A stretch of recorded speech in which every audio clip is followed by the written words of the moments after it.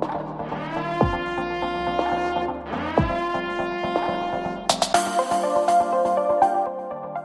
I am Jeannette Sutton, And I am Eddie Bertola.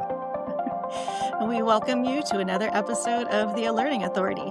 And as always, we encourage you to subscribe, follow, listen, and most importantly, participate in these podcasts.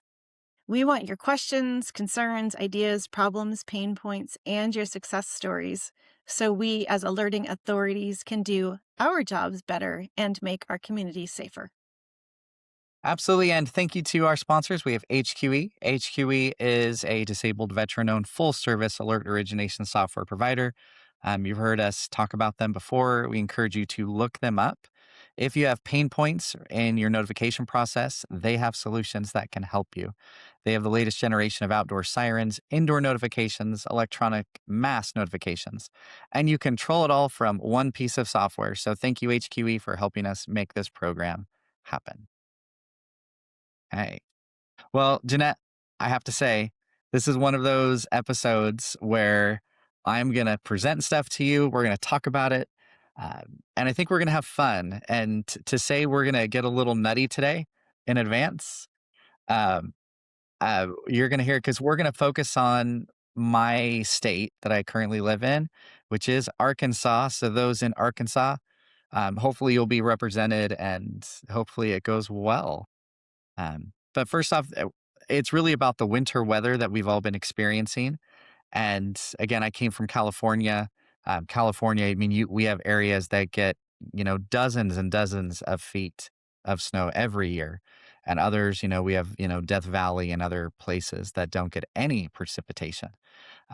But being here in Arkansas, we are not used to this type of snow. And we had a pretty major snow event over the last week, as well as freezing rain and other things that just isn't normal for us.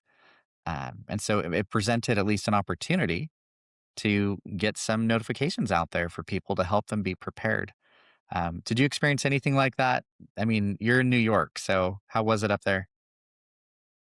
It was pretty cold. It's still pretty cold. In fact, this morning when I went to drive my car at 7:30 a.m., I listened to the snow underneath my feet to hear if it was squeaking, because we learned from our colleague who's up in Alaska that if the snow squeaks, it's less than 0 degrees. So it was -4.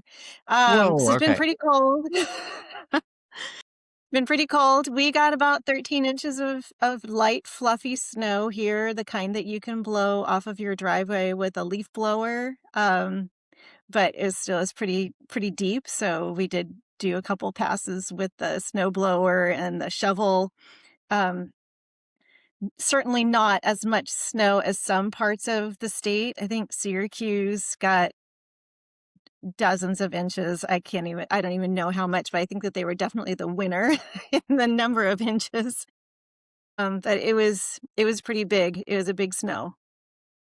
Well, and then again, just going back to Arkansas, and I'm interested to see where everyone listening, where you're from and what you guys got for your winter storm, if you experienced any.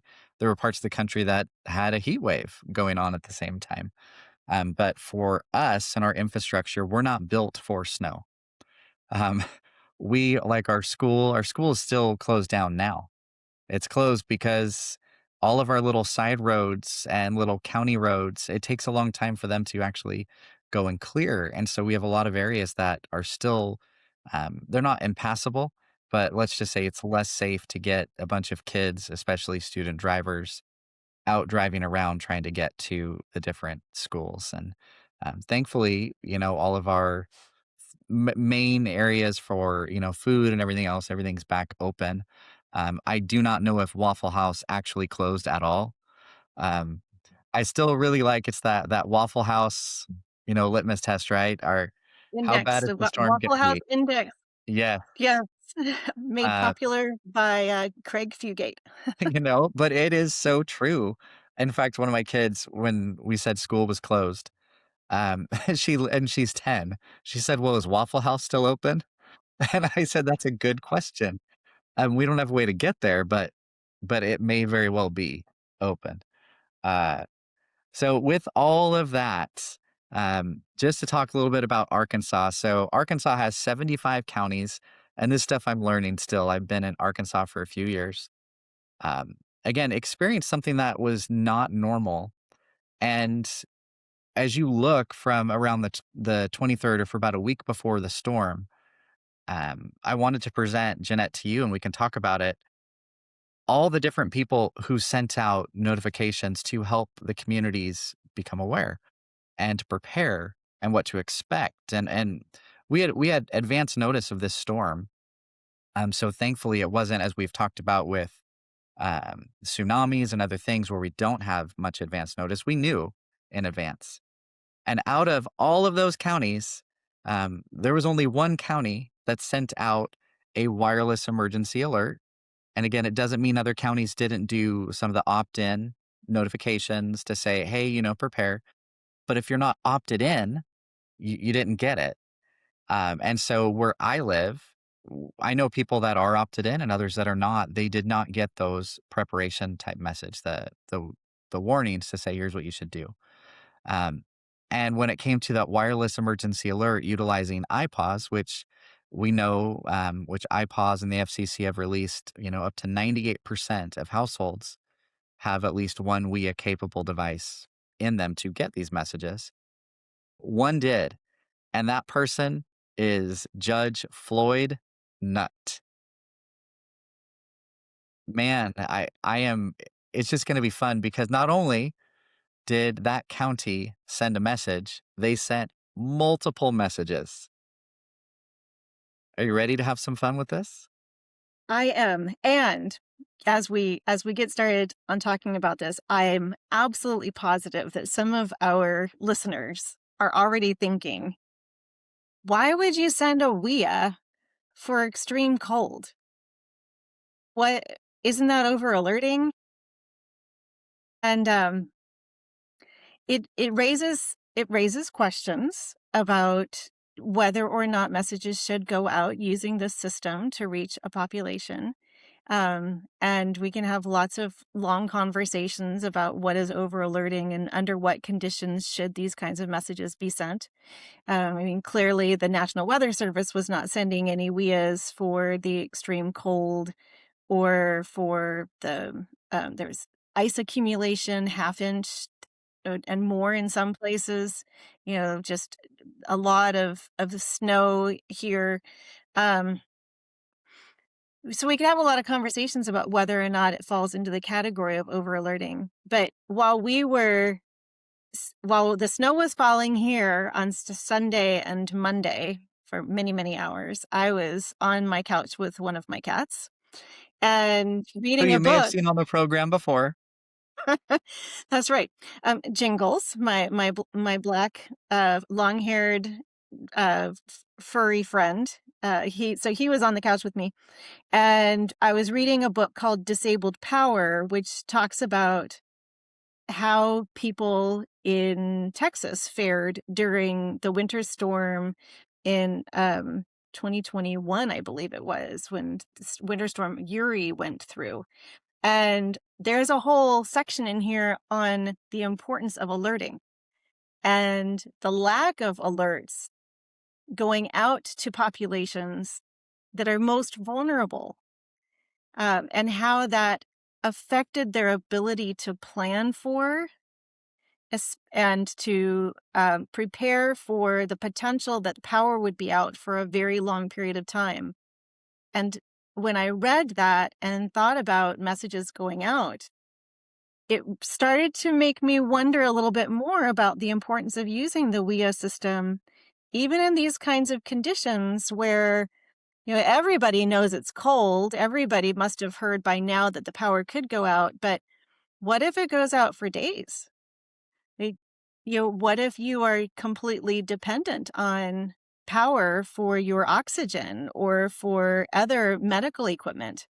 Um, those populations need to be reached with information. If they're not opted in, they may not get that information that other people are getting.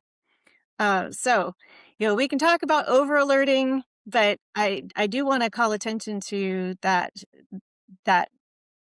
historical experience that this author, Angela Frederick, wrote about in Texas, and what she learned about how people with access and functional needs are just at a huge disadvantage when it comes to weathering these kinds of events. Well, and So let's every talk about single I love it. Arkansas. Every single emergency manager, every single alerting authority, that is something that you probably know already as far as the importance of it. But think about it. And again, to echo what Jeanette said, and we have an amazing producer for the show. And can you please put a link down there so that people can see and get the book? And we're not Yeah, sponsored by this, but it's just good information. yeah, And if you yeah. don't understand the problem, you can't fix it, right? Right, and she's a sociologist, and, she's a blind researcher doing qualitative research with people who lived through the storm in Texas, and it's a fascinating read. So I really encourage you to read it. Disabled Power by Angela Frederick. And Angela, if you're listening, we'd love to interview you. FYI, Absolutely. I think it'd be a blast. Um, Would be amazing. so for alerting, um, as an alert, originator, like when you're hitting the button, it's important to know your community, what they expect. We've had guests on recently who have talked about the importance of knowing how to reach your community, how they're going to receive it, their expectations, and it's different for every jurisdiction. I know some we don't want this information, we don't need it, expect it. That's great. Others crave it. And there are certain counties in the United States that send a lot more wireless emergency alerts than others because that's their community knows it. That's what they expect. And I'd like to introduce you to one of those counties. Um, and again, this is more recent. There's not a huge history in Arkansas about somebody sending alerts. I've done quite a bit of research on this, and it started though. And again, I want to share my screen. I'll show you where in Arkansas this is. It's in it's the southern portion of it. Let me go to that now. Just do that whole screen so you can see it. So for those on YouTube, you can get an idea of where this is in Arkansas. Um, and then, or we may not. It all depends on how that works. But there we go. It's coming online just a little bit. You have Little Rock in the center, and then I'm actually up in northwest Arkansas. So this is down south. And I think it's fun because the headline for these is a message from Judge Floyd Nutt. Um, but again, he's representing his county. So let's start with the first one that went out. This was on January 22nd. And again, there are critiques for this. I don't want you to think, these are perfect messages because I don't think that's the purpose of what we're talking about. There are definite things that can be adjusted, but here it is. So for this one in advance, the 90 character, it looks like that was used as the title. And we've seen this before where people get confused and they put both in because the 90 says a message from Judge Floyd Nutt. And then the 360 has more of that narrative. But the first one says, in the event of freezing temperatures and ice, stay home and avoid driving this weekend. Also, do not begin dripping faucets until Saturday night and only drip at night. Okay. You want to go or what do you want to do? Well, I mean, we've got 6 or something to talk about, I but, yeah, know. let's talk real briefly about this because I don't wanna forget all of the goodness in each of the messages, and I think that, what I appreciate this is, about this is it's it's friendly.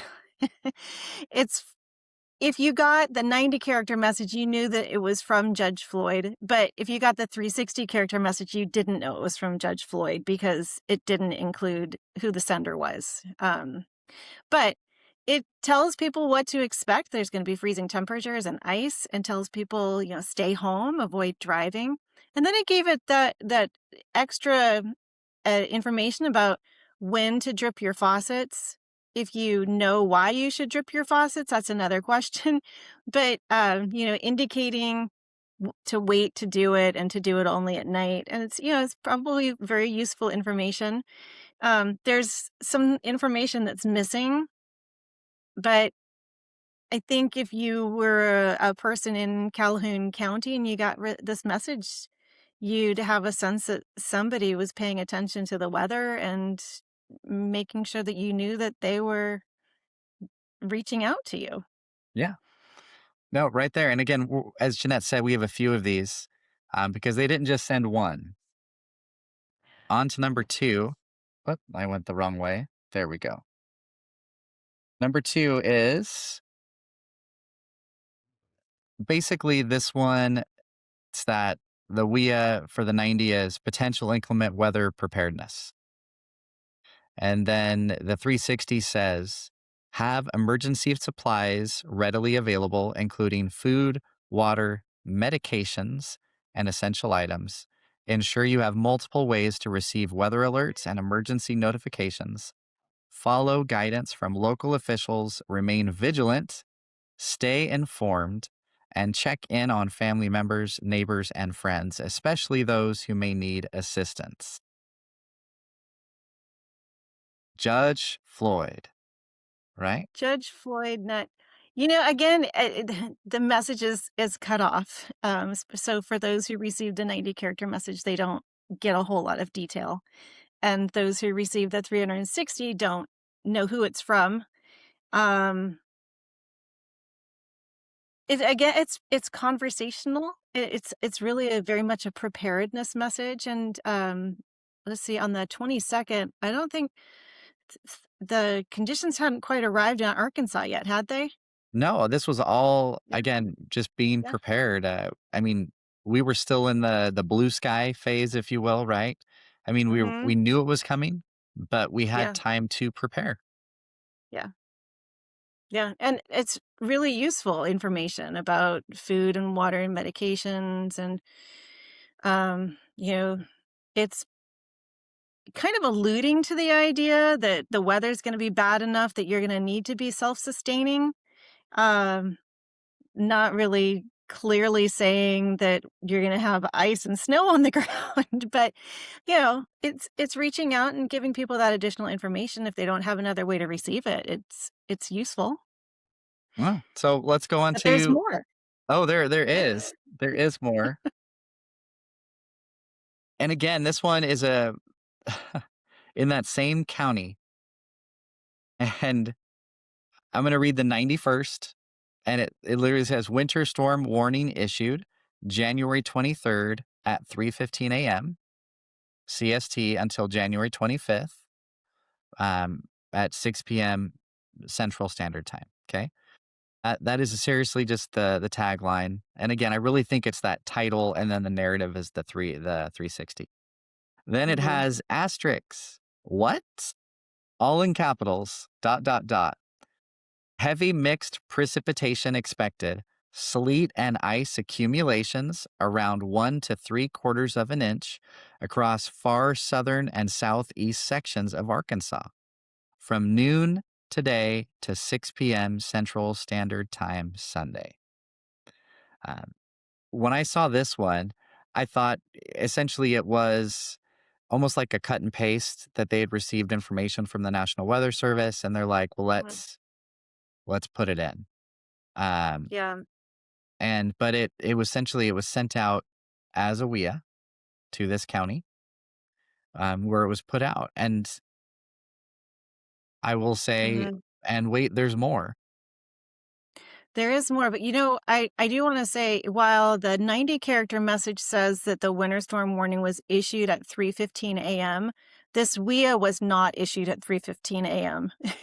It went out at 8:11 a.m., which is a Mhm. much more reasonable time to send a message like this, for those who might be sleeping. Now, if you're traveling, you might have wanted to get information earlier, but this was letting people know that the storm was supposed to begin around noon.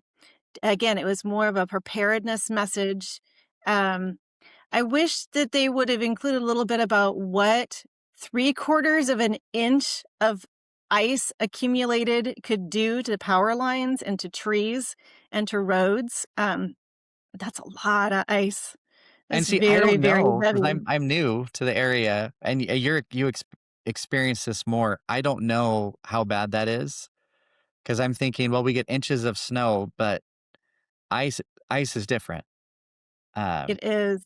Yeah, and, I also grew up in California, so we didn't have those kinds of conditions, and I haven't experienced an ice storm here in New York yet, but that kind of, accumulation of ice on a power line or on tree branches, it breaks trees, and it brings down power lines. It's just I believe that if you get 1/4 of an inch of radial accumulation on a line, that is enough weight to start putting a lot of pressure.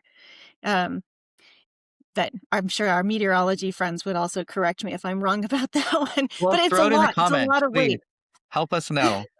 Um, but And I love yeah, the fact you mentioned it. Props to, again, Judge Nutt. Props to his team because just as you said, they sent it after 8 a.m. yeah, And people talk about it. Well, when should I send it? There was a decision made. Um, whether they're like, "Hey, we really want to make this," or they saw it later in the morning. But the alert went out. National Weather Service, they put out that advisory, the storm warning at 3:15 in the morning. They waited until 8 a.m. because the storm was still hours away. But I think they did it in a really effective way, timing wise. timing wise, yeah, yeah, So yeah, just again, this is a series of communication that has yeah. been sent to this county, and again, the only county in Arkansas that utilized it. You ready But for the wait, next, there's or you more. wanna I know. There's more, right? It's one of those, it's Do like you we're remember this? selling, was it those Ronco things, like, "But wait, there's more"? No, it was a Ginsu knife. Okay, Do you um, remember these old well, it's infomercials from yes, so there's long ago? always something else, I know. and when I say, "But wait, there's more" for this county and Judge Nutt, this is not a negative, it's, Yeah. again, more communication. And then again, we had Pete Gaynor on not too long ago, who always said he would rather be in the be held accountable for doing too much rather than not enough. And I'm loving this type of communication. So let's go to the next. Okay. Again, it's that message from Judge Nutt. Again, it's that again, we'll just say simple misunderstanding between the 90 and the 360. But the 360 says, in the event of freezing temperatures and ice, stay home and avoid driving if at all possible. Also, do not begin dripping faucets until Saturday night and only drip at night. Okay. What do you think? I mean, that's, again, we're on the same day. He sent that one, the first one right before at 8 a.m. Now this is at Mhm. 3:05 p.m. Um, it's almost just like Yeah, the next chapter in this story. right, right. Uh, yeah, so now he's providing more guidance about, if you're experiencing this, now stay home, avoid driving, and provides that really useful information about dripping faucets. Makes me wonder if maybe they've had frozen pipes, burst pipes before, and they're trying to preserve their infrastructure, or preserve the buildings that might be affected by frozen pipes. Live through it, you learn. Well, and I know we've experienced it just here in Northwest Arkansas. I know it was experienced throughout with the freezing temperatures, and we were advised similar things to do that as well. Um, but again, Judge Nutt and his office or those that were involved in this, you can really kind of see that we're taking that leadership position and we're going to start providing you guidance as we can do it. There's going to be a ton of people that I'm sure are going to critique and be like, well, you could have all these things. Well, here's an example of every other county just chose not to send something. Okay. And I would much rather live in a county like this where I'm getting some type of communication. Um, so again, but wait, there's more. Is there? Ready? There is. So that's the 24th or 23rd. So now we get into this one, which is sent on the 24th. And I think somebody told him I mean, it's a little different because the 90 and 360 are the same message now, and it's short. Um, but you'll notice in the 360, it actually says, and I'll just read them again, they're the same. Message from Calhoun County Judge Nutt. Stay warm, stay safe, stay home, and off the roads. You know, I mean, for a 90 character message that was essentially done in both. What do you think on content? It's very directive. I mean, you know who it's from, and essentially you're being told to stay off the roads. Um, so it's friendly. It sounds like Judge Nutt cares.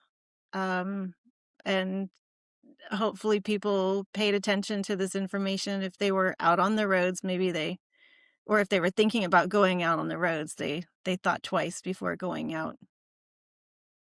No, I tell you, it's that whole like series of things, and it is a rural county, right? Rural communities, um, and actually, we've had guests on here to talk about some of the differences. And Rand, when you've heard, I think it was the second podcast that we did with Rand, they spoke about rural communities versus more densely populated communities and the Mhm, difficulties that are associated with that.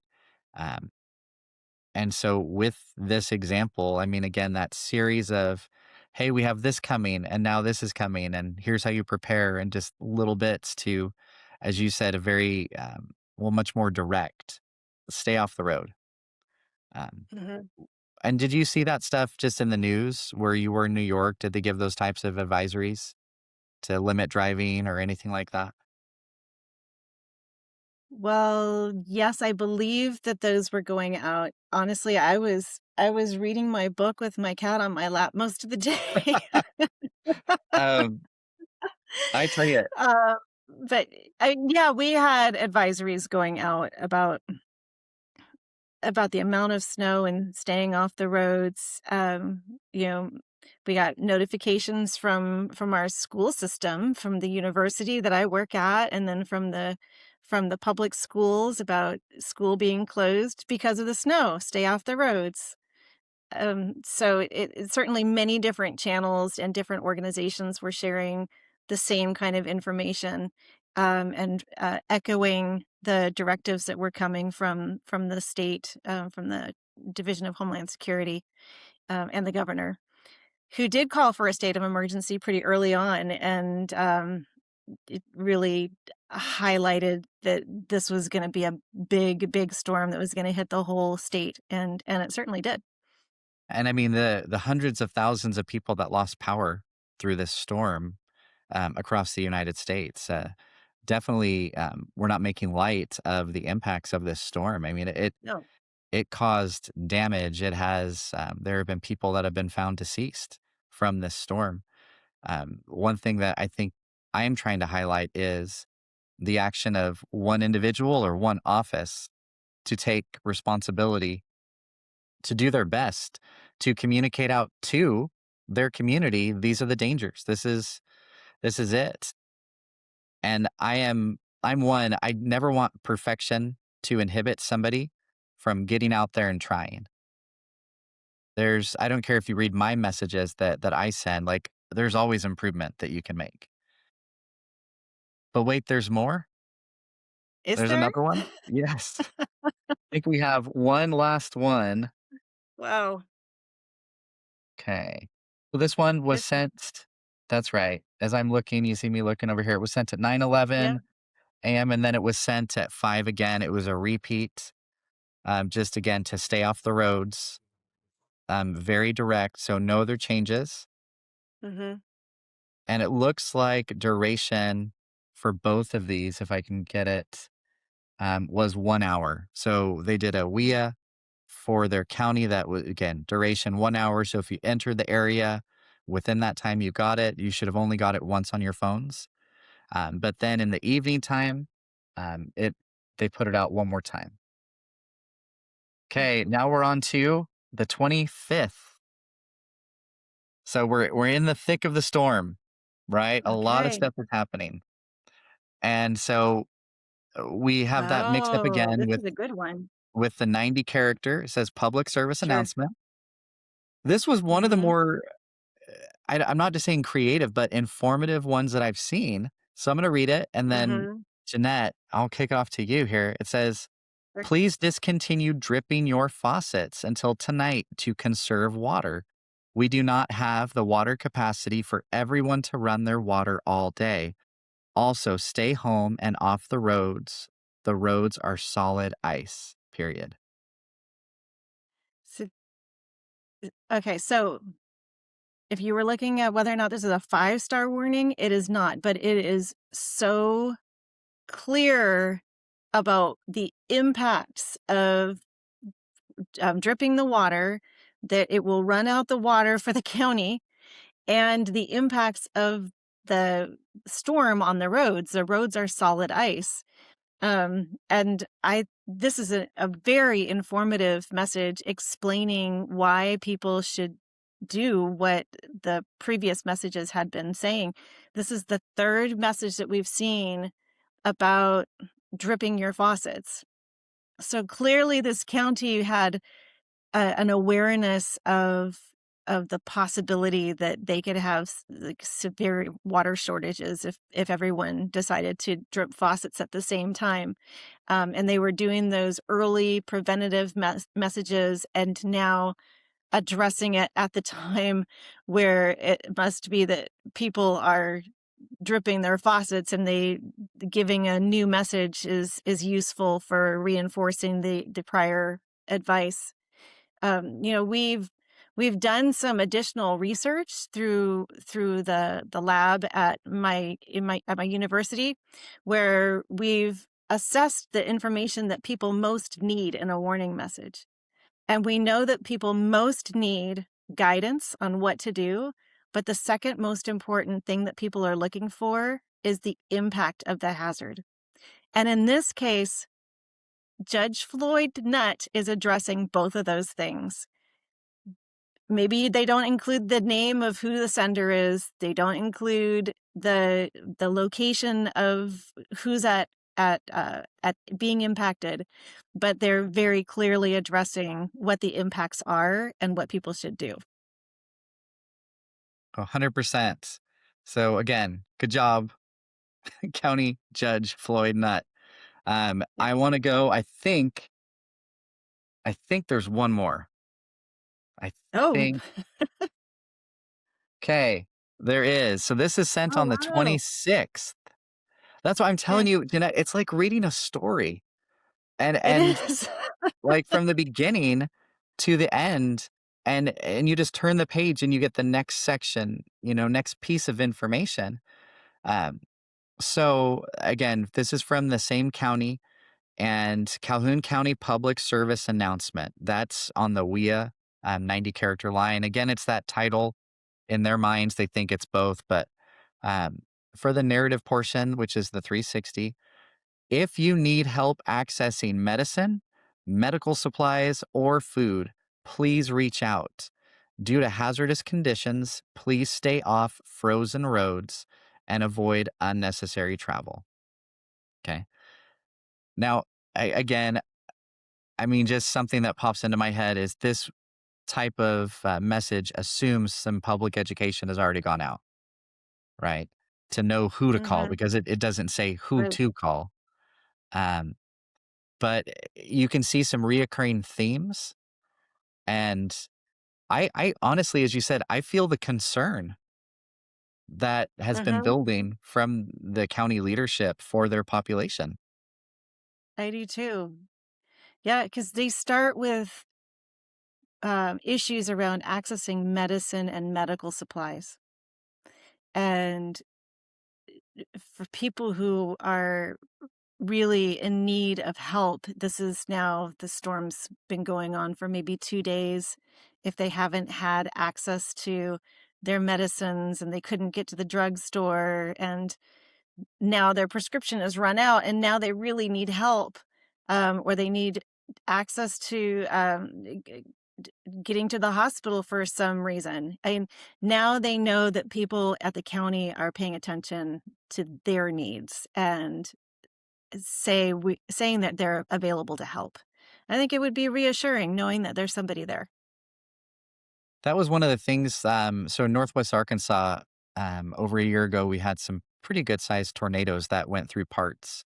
And some of the feedback from the community was essentially this. So there weren't wireless emergency alerts that went out post tornado to basically say these things. And some of the complaints from the rural areas were, we didn't think you guys even knew about what was happening in our area. We didn't know you had access to supplies that we needed or anything else. And this right here, as it's a simple message that went out. I mean, you think about what time does it take to create something like this? I mean, not a lot, just a couple minutes. But that the level of reassurance, I think, is invaluable that you can give to your community. So I agree. And, I can just imagine, again, people who are regular listeners wondering, like, Dr. Sutton, have you lost your mind? Like, this does not conform to the guidance that we provide in any of our trainings on how to write effective messages. It doesn't conform to the message design dashboard. You would never find this in the warning lexicon. mhm, Anytime I write about something in a blog, it would be critiquing the missing elements. But, we've now read a novel from Calhoun County that started 4 days ago with these messages that have been coming out to that county over time. And you can see how it really does create this narrative of addressing different issues at different points in time. And it's not an imminent threat alert message. This is a different kind of message. I don't even know what the structure and the contents should be, but if I'm thinking about the tone of this message and the tone of the previous messages, there's something here that says they're doing some community trust building in issuing these WEAs. I love it. Now, I'm just going to do a final check to see if I'm missing any. Okay, that was it. Okay, at least Okay. through when we stopped. I don't think there was one sent out today. Um, but you're absolutely right. Does this conform to the standard? Like, did we get all the elements in every single message? Well, no. Um, were there issues with the 90 character message being used as the title or the heading for the 360? Yes. That happens in different places. That is something that we can correct. Not a problem. Like there are things that adjustments to tweak just to make. But the desire for the individual or that office to, again, establish and build trust within their community, to let them know that they are aware of what's going on. um, you can't teach that. Like that has to come from the individual, from that office, so that they have the confidence to push out these messages. I would go to bat for Judge Nutt here and defend them and say this is not over alerting for their community. If this is what their community has come to expect, and again, I don't know the specific demographics of that community, the populations that exist within. Because when we say population, that's an umbrella term. Populations, because there could be those that need very specific messages. And they could have thought, Jeanette, as just as you said, which was, I think, eloquently said, and I'm going to say it less than that, but it's providing that reassurance to that community to let them know that someone cares and is working to, fix any issues that may be there.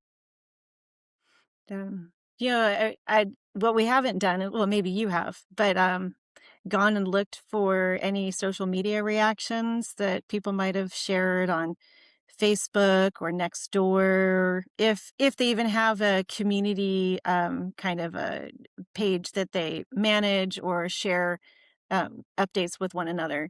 But that's another place where we might find out if people were upset with receiving these messages, because certainly if people got frustrated with getting too many, they would let Judge Nutt know.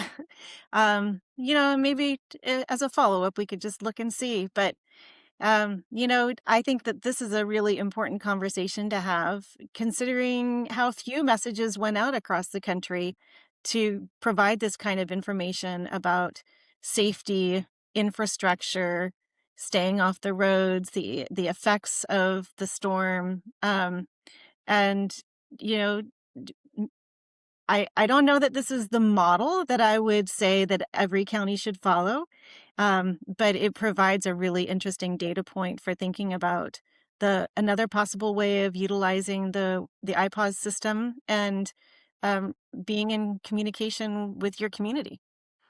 No, amen to all of that. So I just want to put out there, the county judge, Floyd Nutt.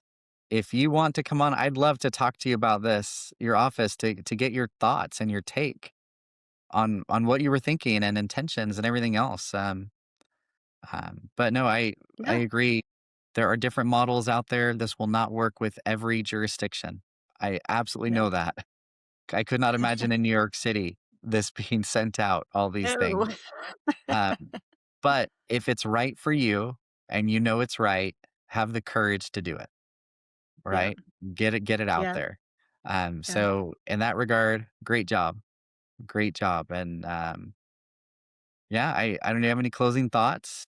I mean, you want to talk about for those that are sending, I mean, this is one of those little closing things that I know you hear a lot, but the things we can offer to help.